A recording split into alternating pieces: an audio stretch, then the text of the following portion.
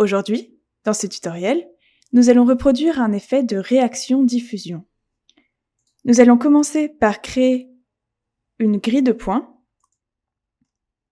sur 5 mètres avec une précision de 4.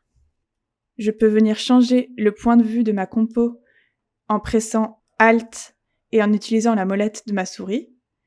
Je vais cacher les helpers pour avoir une vue dégagée. Et cette grille de points, je vais venir l'animer. Pour ça, je vais aller dans le placement. Et sur le paramètre de rotation, je vais faire un clic droit et sélectionner Create Linear Loop, ce qui va venir créer une animation que je peux ralentir en augmentant le temps total sur lequel l'animation va jouer. J'ai donc cette grille de points qui va tourner en continu. Je vais ensuite vouloir rajouter un effet. Pour cela, je vais prendre un modifier. Et l'effet qui nous intéresse, c'est l'effet de feedback, qui va renforcer cet effet de mouvement.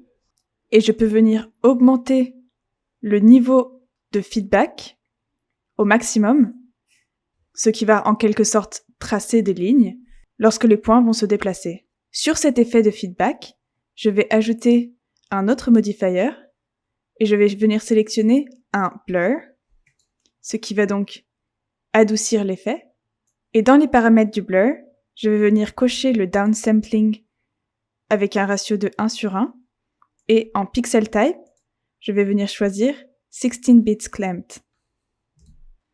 Je vais venir ajouter un effet d'overlay dans lequel je vais venir mettre le même modifier blur en cliquant sur Ctrl et en faisant un drag and drop.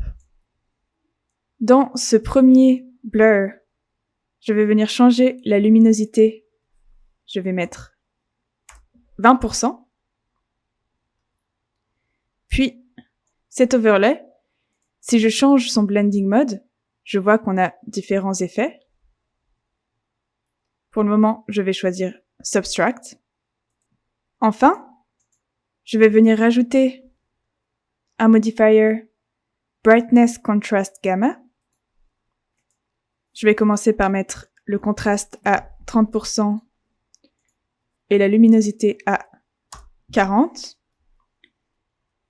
Puis quand je joue avec ces valeurs, on va voir des systèmes de réaction-diffusion commencer à se former. Je peux grouper tous ces effets afin de pouvoir changer l'intensité du groupe entier. Et je vais venir exposer les paramètres qui nous intéressent, dont la luminosité du premier effet de blur. Donc je vais faire un clic droit et cliquer Expose as Percentage, ce qui va créer une banque de paramètres qui va me permettre d'accéder plus facilement aux paramètres qui m'intéressent. En jouant avec ces différents paramètres, je peux obtenir différents effets de réaction-diffusion.